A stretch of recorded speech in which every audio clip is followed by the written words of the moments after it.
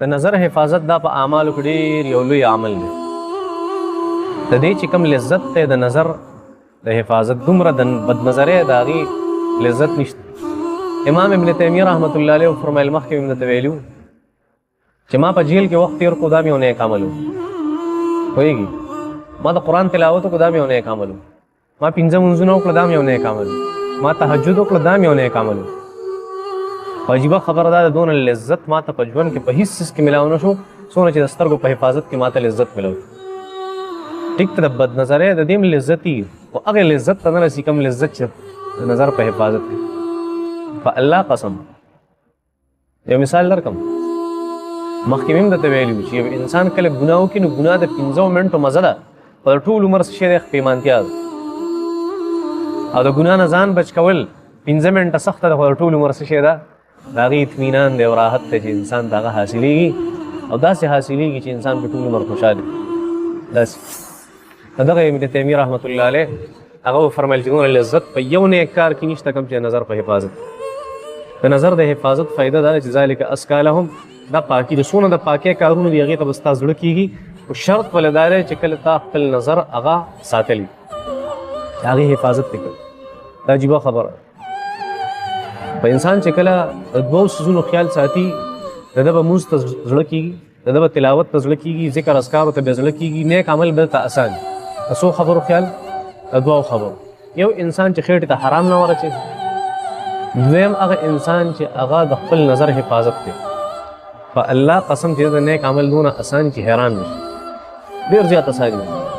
بس په ما پتا کې د هر یو سړی دلته په جومات کې سوچو کې چې د جومات کې ناسته په ما بوج کېږي او که نه ماله مزه راکړي تلاوت مخې قرآن مخې ته ناسته دا ماله خوند راکوي که نه زه بور کېږم روژه نیول ما تنګی او که نه نه مې تنګي نفل کول دا ما تنګی که مې نه تنګي ذکر اذکار کول دا ما تنګی که مې نه ته بور کوي مې که نه.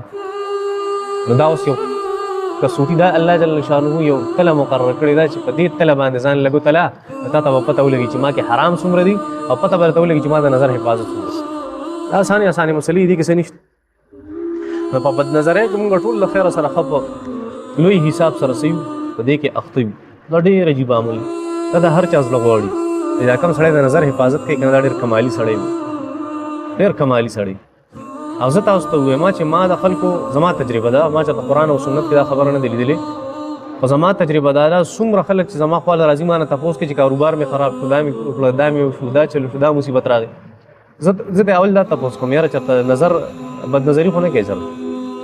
نو اولنۍ خبره ما ته دا کې زه ډېره زیاته بد نظري دا هغه څیز دی چې د انسان د مال دولت نه او د انسان د صحت نه برکت ښته وي.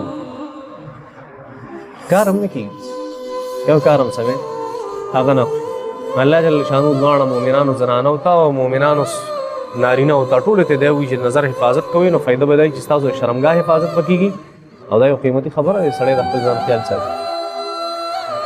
نو ویحفظن فروجهن کې تمام ګناهونه هغه راځي